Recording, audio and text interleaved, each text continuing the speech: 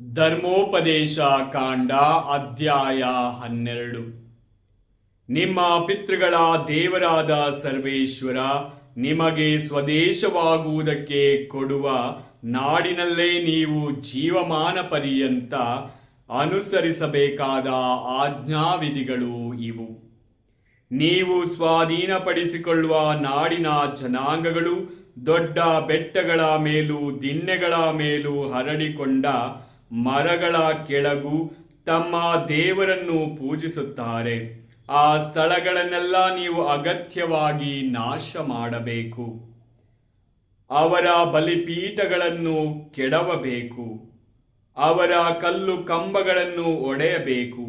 ಅಶೇರ ಎಂಬ ವಿಗ್ರಹ ಸ್ತಂಭಗಳನ್ನು ಸುಟ್ಟು ಅವರ ದೇವತಾ ಪ್ರತಿಮೆಗಳನ್ನು ಪುಡಿ ಮಾಡಿ ಆ ದೇವರುಗಳ ಹೆಸರೇ ಉಳಿಯದಂತೆ ಮಾಡಿಬಿಡಬೇಕು. ಅವರು ಅನುಸರಿಸುವ ರೀತಿಯಲ್ಲಿ ನೀವು ನಿಮ್ಮ ದೇವರಾದ ಸರ್ವೇಶ್ವರನನ್ನು ಪೂಜಿಸಬಾರದು. ನಿಮ್ಮ ದೇವರಾದ ಸರ್ವೇಶ್ವರ ತಮ್ಮ ಹೆಸರನ್ನು ಸ್ಥಾಪಿಸಿಕೊಳ್ಳಲು ಹಾಗೂ ತಾವು ವಾಸ ಮಾಡಲು ನಿಮ್ಮ ಎಲ್ಲಾ ಕುಲಗಳಿಂದ ಆರಿಸಿಕೊಳ್ಳುವ ಸ್ಥಳದಲ್ಲೇ ನೀವು ಅವರ ದರ್ಶನಕ್ಕಾಗಿ ಸಭೆ ಸೇರಬೇಕು. ನೀವು ಅರ್ಪಿಸುವ ದಹನ ಬಲಿ ಮುಂತಾದ ಯಜ್ಞಗಳ ಪಶು ಪ್ರಾಣಿಗಳನ್ನು, ನಿಮ್ಮ ಬೆಳೆಯಲ್ಲಿ ದಶಮಾಂಶವನ್ನು ಪ್ರತ್ಯೇಕಿಸುವ ಪದಾರ್ಥಗಳನ್ನು ಮತ್ತು ಹರಕೆ ಮುಡಿಪುಗಳನ್ನು, ಕಾಣಿಕೆಗಳನ್ನು ಹಾಗೂ ಕುರಿಗಳ ಚೊಚ್ಚಲ ಮರಿಗಳನ್ನು ಆ ಸ್ಥಳಕ್ಕೆ ಮಾತ್ರ ತರಬೇಕು. ಅಲ್ಲಿಯೇ ಅವರ ಸನ್ನಿಧಿಯಲ್ಲಿ ಊಟ ಮಾಡಿ ನಿಮ್ಮ ದೇವರಾದ ಸರ್ವೇಶ್ವರ ನಿಮ್ಮ ಪ್ರಯತ್ನಗಳನ್ನು ಕೈಗೂಡುವಂತೆ ಮಾಡಿದ್ದಕ್ಕಾಗಿ ನೀವು ನಿಮ್ಮ ಮನೆಯವರು ಸಂತೋಷದಿಂದಿರಬೇಕು. ನಾವು ಈಗ ಈ ಸ್ಥಳದಲ್ಲಿ ವರ್ತಿಸಿದಂತೆ ಎಲ್ಲರೂ ನಡೆದುಕೊಳ್ಳಬೇಕೇ ವಿನಃ ತಮ್ಮ ತಮ್ಮ ಮನಸ್ಸಿಗೆ ತೋರಿದಂತೆ ವರ್ತಿಸಕೂಡದು. ಏಕೆಂದರೆ ನಿಮ್ಮ ದೇವರಾದ ಸರ್ವೇಶ್ವರ ನಿಮಗೆ ಕೊಡುವ ನಾಡನ್ನು ಸೇರಿ ನೀವು ಇನ್ನೂ ವಿಶ್ರಾಂತಿ ಹೊಂದಿಲ್ಲ. ಆದರೆ ನೀವು ಜೋರ್ಡಾನ್ ನದಿಯನ್ನು ದಾಟಿ ನಿಮ್ಮ ದೇವರಾದ ಸರ್ವೇಶ್ವರ ನಿಮಗೆ ಸ್ವತ್ತಾಗಿ ಕೊಡುವ ಆ ನಾಡಿನಲ್ಲಿ ಮನೆ ಮಾಡಿಕೊಂಡಿರುವಾಗ ನಿಮ್ಮ ಸುತ್ತಲೂ ಶತ್ರುಗಳು ಯಾರೂ ಇಲ್ಲದಂತೆ ಸರ್ವೇಶ್ವರ ಮಾಡುವರು. ಆಗ ನೀವು ನಿರ್ಭಯರಾಗಿ ನಾನು ನಿಮಗೆ ಆಜ್ಞಾಪಿಸಿದ ಎಲ್ಲಾ ಕಾಣಿಕೆಗಳನ್ನು, ಅಂದರೆ ದಹನ ಬಲಿ ಮುಂತಾದ ಯಜ್ಞ ಪಶುಗಳನ್ನು, ಬೆಳೆಯ ದಶಮಾಂಶವನ್ನು, ಸರ್ವೇಶ್ವರನಿಗಾಗಿ ಪ್ರತ್ಯೇಕಿಸುವ ಪದಾರ್ಥಗಳನ್ನು, ಹರಕೆ ಮಾಡಿದ ವಿಶೇಷ ಕಾಣಿಕೆಗಳನ್ನು, ಇವುಗಳನ್ನೆಲ್ಲ ನಿಮ್ಮ ದೇವರಾದ ಸರ್ವೇಶ್ವರ ತಮ್ಮ ನಾಮ ಸ್ಥಾಪನೆಗಾಗಿ ಆರಿಸಿಕೊಳ್ಳುವ ಸ್ಥಳಕ್ಕೆ ತರಬೇಕು. ನೀವು ನಿಮ್ಮ ಗಂಡು ಹೆಣ್ಣು ಮಕ್ಕಳು, ದಾಸ ದಾಸಿಯರು ಹಾಗೂ ನಿಮ್ಮೊಡನೆ ಸ್ವತ್ತನ್ನು ಹೊಂದದೇ ಇರುವ ನಿಮ್ಮ ಊರಿನ ಲೇವಿಯರು ನಿಮ್ಮ ದೇವರಾದ ಸರ್ವೇಶ್ವರನ ಸನ್ನಿಧಿಯಲ್ಲಿ ಸಂತೋಷವಾಗಿರಬೇಕು. ನಿಮಗೆ ಇಷ್ಟ ಬಂದ ಸ್ಥಳದಲ್ಲಿ ದಹನ ಬಲಿಗಳನ್ನು ಅರ್ಪಿಸಬಾರದು. ಎಚ್ಚರಿಕೆ.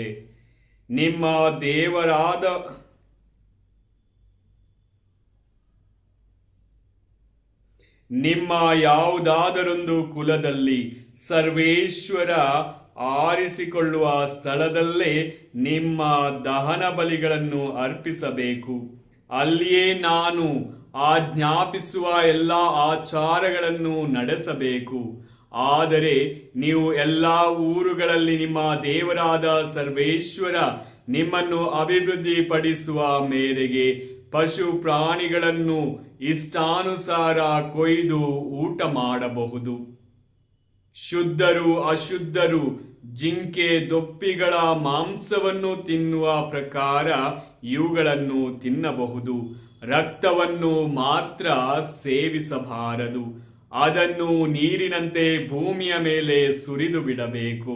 ಧಾನ್ಯ, ದ್ರಾಕ್ಷಿ, ಎಣ್ಣೆಕಾಯಿ ಈ ಬೆಳೆಗಳ ದಶಮಾಂಶಗಳನ್ನು, ದನ ಕುರಿಗಳ ಚೊಚ್ಚಲು ಮರಿಗಳನ್ನು, ಹರಕೆ ಮಾಡಿದ ಪದಾರ್ಥಗಳನ್ನು ಕಾಣಿಕೆಯಾಗಿ ಹಾಗೂ ಯಾಜಕರಿಗೆ ಪ್ರತ್ಯೇಕಿಸಿದ ಪದಾರ್ಥಗಳನ್ನು ನಿಮ್ಮ ನಿಮ್ಮ ಊರುಗಳಲ್ಲಿ ತಿನ್ನಬಾರದು. ನಿಮ್ಮ ದೇವರಾದ ಸರ್ವೇಶ್ವರ ಆರಿಸಿಕೊಳ್ಳುವ ಸ್ಥಳದಲ್ಲಿ ಅವರ ಸನ್ನಿಧಿಯಲ್ಲೇ ಅವುಗಳನ್ನು ಊಟ ಮಾಡಬೇಕು. ನಿಮ್ಮ ಎಲ್ಲಾ ಪ್ರಯತ್ನಗಳನ್ನು ಕೈಗೂಡಿಸಿದ್ದಕ್ಕಾಗಿ ನೀವು ನಿಮ್ಮ ದೇವರಾದ ಸರ್ವೇಶ್ವರನ ಸನ್ನಿಧಿಯಲ್ಲಿ ಸಂತೋಷವಾಗಿರಬೇಕು. ನೀವು ನಿಮ್ಮ ಗಂಡು ಹೆಣ್ಣು ಮಕ್ಕಳು, ಆಳುಗಳು ಹಾಗೂ ನಿಮ್ಮ ಊರಿನಲ್ಲಿರುವ ಲೇವಿಯರು ಇಂಥವುಗಳನ್ನು ಊಟ ಮಾಡಬೇಕು. ನೀವು ನಿಮ್ಮ ನಾಡಿನಲ್ಲಿ ಇರುವ ತನಕ ಲೇವಿಯರನ್ನು ಕೈ ಬಿಡಬಾರದು. ಇದು ನೆನಪಿನಲ್ಲಿಡಿ. ನಿಮ್ಮ ದೇವರಾದ ಸರ್ವೇಶ್ವರ ನಿಮಗೆ ವಾಗ್ದಾನ ಮಾಡಿದಂತೆ ನಿಮ್ಮ ರಾಜ್ಯವನ್ನು ವಿಸ್ತರಿಸಿದಾಗ ನೀವು ಮಾಂಸಾಹಾರವನ್ನು ಮಾಡುವುದಕ್ಕೆ ಇಷ್ಟಪಟ್ಟರೆ ಮಾಡಬಹುದು. ನಿಮ್ಮ ದೇವರಾದ ಸರ್ವೇಶ್ವರ ತಮ್ಮ ಹೆಸರನ್ನು ಸ್ಥಾಪಿಸಲು ಆರಿಸುವ ಸ್ಥಳ ನಿಮಗೆ ದೂರವಾದರೆ ಅವರು ನಿಮಗೆ ಅನುಗ್ರಹಿಸಿದ ದನ ಕುರಿಗಳಲ್ಲಿ ಬೇಕಾದಷ್ಟನ್ನು ನಾನು ಅಪ್ಪಣೆ ಕೊಟ್ಟ ಮೇರೆಗೆ ನೀವು ಕೊಯ್ದು ನಿಮ್ಮ ಊರಲ್ಲೇ ಊಟ ಮಾಡಬಹುದು. ಜಿಂಕೆ ದೊಪ್ಪಿಗಳನ್ನು ಶುದ್ಧರು ಅಶುದ್ಧರು ತಿನ್ನುವ ಪ್ರಕಾರ ದನ ಕುರಿಗಳನ್ನು ತಿನ್ನಬಹುದು. ಆದರೆ ರಕ್ತ ಜೀವಾಧಾರವಾದುದರಿಂದ ಮಾಂಸದೊಡನೆ ರಕ್ತವನ್ನು ಸೇವಿಸಲೇ ಕೂಡದು ಎಂಬುದನ್ನು ಜ್ಞಾಪಕದಲ್ಲಿಡಿ. ಮಾಂಸದೊಡನೆ ಅದರ ಜೀವಾಧಾರವನ್ನು ತಿನ್ನಬಾರದು. ಅದನ್ನು ಭುಜಿಸದೆ ನೀರಿನಂತೆ ಭೂಮಿಯ ಮೇಲೆ ಸುರಿದು ಬಿಡಬೇಕು.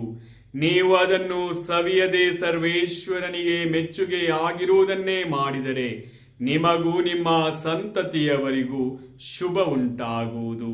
ಆದರೆ ನಿಮ್ಮ ಬಳಿಯಲ್ಲಿರುವ ದೇವರ ವಸ್ತುಗಳನ್ನು ಹಾಗೂ ಹರಕೆ ಮಾಡಿದ್ದನ್ನು ಸರ್ವೇಶ್ವರ ಆರಿಸಿಕೊಂಡ ಸ್ಥಳಕ್ಕೆ ತೆಗೆದುಕೊಂಡು ಹೋಗಬೇಕು. ದಹನ ಬಲಿಗಳನ್ನು ಅರ್ಪಿಸುವಾಗ ರಕ್ತ ಮಾಂಸಗಳೆರಡನ್ನು ನಿಮ್ಮ ದೇವರಾದ ಸರ್ವೇಶ್ವರನ ಬಲಿಪೀಠದಲ್ಲಿ ದಹಿಸಿ ಬಿಡಬೇಕು. ಮಿಕ್ಕ ಬಲಿಗಳನ್ನು ಸಮರ್ಪಿಸುವಾಗ ರಕ್ತವನ್ನು ಸರ್ವೇಶ್ವರನ ಬಲಿಪೀಠದ ಮೇಲೆ ಸುರಿದು ಬಿಟ್ಟು ಮಾಂಸವನ್ನು ಊಟ ಮಾಡಬೇಕು.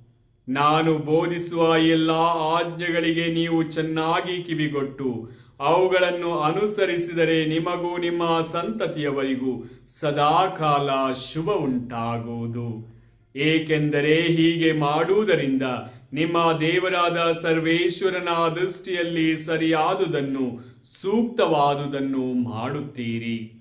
ನೀವು ಸ್ವಾಧೀನಪಡಿಸಿಕೊಳ್ಳಲು ಹೋಗುವ ನಾಡಿನ ಜನಾಂಗಗಳು ನಿಮ್ಮ ದೇವರಾದ ಸರ್ವೇಶ್ವರ ನಿಮ್ಮ ಮುಂದೆ ನಾಶ ಮಾಡಿದ ತರುವಾಯ ನೀವು ಅವರ ನಾಡನ್ನು ತೆಗೆದುಕೊಂಡು ಅದರಲ್ಲಿ ವಾಸ ಮಾಡುವಿರಿ.